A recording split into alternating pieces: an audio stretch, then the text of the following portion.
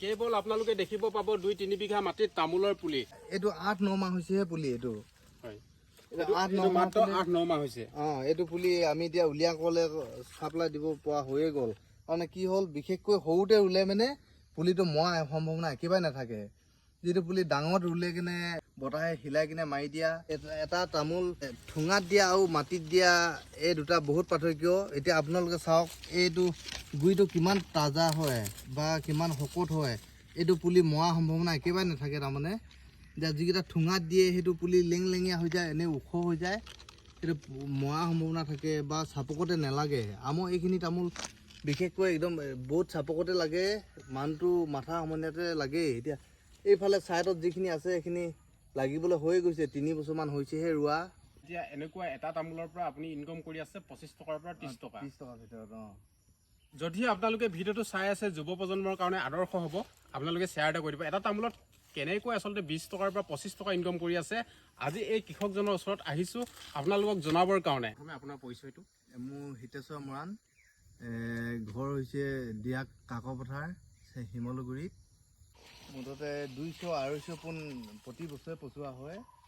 এতিয়া সৰু এতিয়া এচামৰ পিছত হিচাম আছে।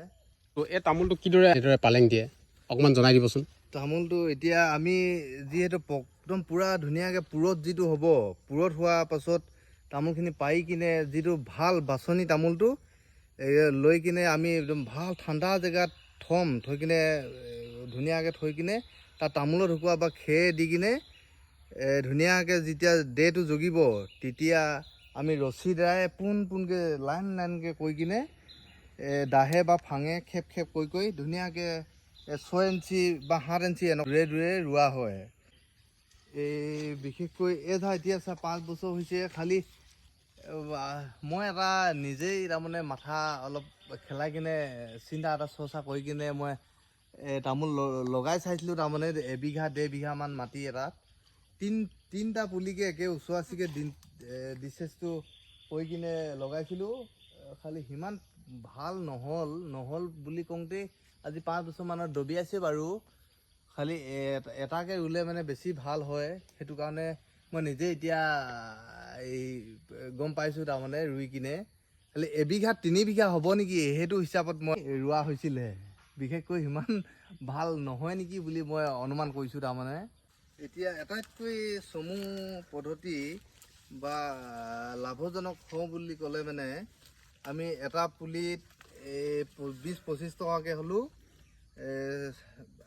মোটামুটি তাৰমানে 5-6 লাখ টকা ধুনীয়াকৈ পাব পাৰি। 1-1.5 বছৰতে এতিয়া ধুনীয়া। এইটো 8-9 মাহ হৈছেহে পুলি। এইটো মাত্ৰ 8-9 মাহ হৈছে। এইটো পুলি আমি এতিয়া উলিয়াকলে চাপ্লাই দিব পৰা হৈয়ে গ'ল।